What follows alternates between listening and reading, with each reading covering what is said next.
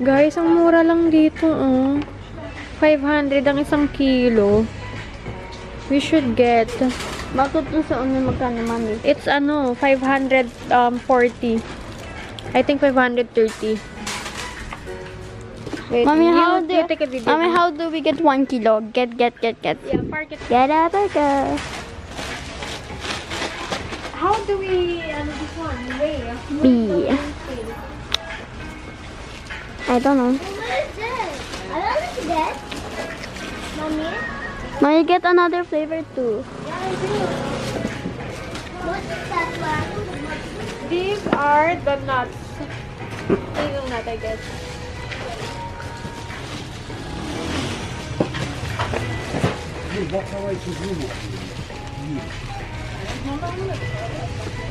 I don't think it will be. The bitter one. I've been wanting to buy this one. Kaya lang hindi ko siya mabili kasi ang mahal nito, guys. Pero No. kasi kung ilang kilo na ba ito? Come on. Guys, nag-stop over lang kami dito. Dahil etong isa pagod na. Nagre-reklamo na. Anyway, Ate Barbie is just buying water. Sa may shop. Uhaw na ako. Wala kaming nakitang ibang dress ni Barbie, pero meron talaga siya nagustuhan. Pero sobrang mahal niya, expensive siya, guys. Pero tinanong ka naman si Gunner, ang sabi ni Gunner is ako daw bahala. Ako daw mag-decide. Sabi ko, pwede mo bang bilhin? Sabi niya, okay daw. Ang plano ko is pag binili siya, hindi ko sasabihin kay Barbie, i-surprise natin. Kasi deserve naman ni Barbie, guys, yung dress. Dahil Barbie is really a good student.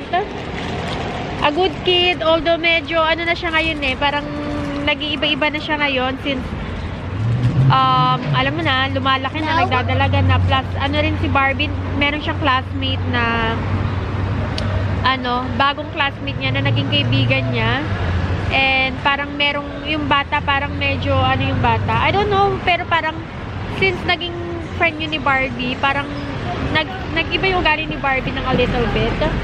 But she's still a good kid. Kaya, baka i-surprise natin si Barbie pagka nabili natin yun. But for now is, bumili pala ako ng chocolate, guys. Ito yung binili ko. Ito din, grabe napasuba ako dito. Pero sige, okay lang yun.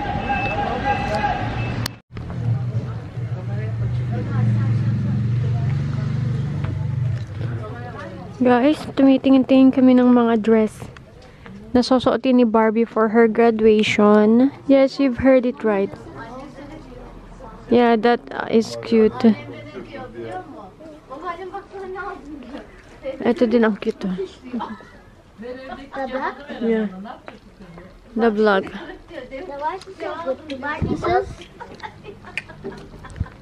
Wow, Barbie. Ang mahal. Ay, super ganda. Yeah. Super ganda, kaya lang super expensive. Super ganda, pero super expensive. Oh my. May kulay din na ganun. Mommy, Yeah, so pretty. do you want to buy this Barbie? Barbie? Meron din silang black. Nag-sale siya, pang bata, kasi sa And then also this one.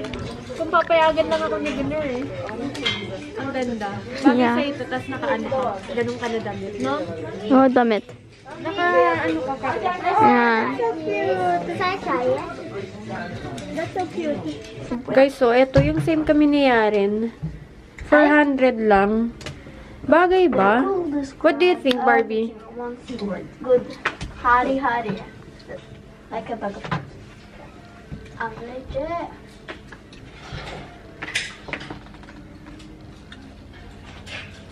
Bagay ba? So, Guys, ang ganda nito, oh. my hair have a bow here. Yeah. Inflection baby, do what ka? Hadi ka man tanggalin mo. Guys, ang ganda kay Barbie, oh. Kasya rin siya sa akin. Kasya din kay Barbie. Maghiraman na lang kami. Yeah. Kasi meron akong nakitang 12 to 13 years old. So, 12 to 13 years old na kumari when it's No. come to Fanta na. Hindi. Kasi, tingnan mo, laki nga sa'yo. Okay, when it's here, it's not. Nakakapagod as in. Naglakad kami from here sa bahay. Although, lagi naman kami naglalakad away. But normally, pagka ganito pagod na talaga kami, nagta-taxi kami. But this time, hindi kami nag-taxi kasi nagtitipid ako, sis. Naghanap na kami ng dress for Barbie. Meron nga kami nakita. Maganda siya. Is that mommy? Na-pick up mo na. Ayun na, may mga rice pa ako nakikita. Anak ko. Tapos, pumunta kami sa Papatya Chuju kasi meron din silang mga tinitindang mga doon, evening gown kasi yung tawag doon evening gown. Pero wala namang nagustuhan si Ate Barbie kasi hindi magaganda rin. So, eto na lang yung binili ko. Nakyutan ako, guys, kasi meron akong short na gantong-ganto. So, sabi ko, mag-partner-partner ba kami? Tapos si Nesta, pati si Gunner, bilang ko na lang ng yellow short. Ayan. Sometimes, sorry. Ha?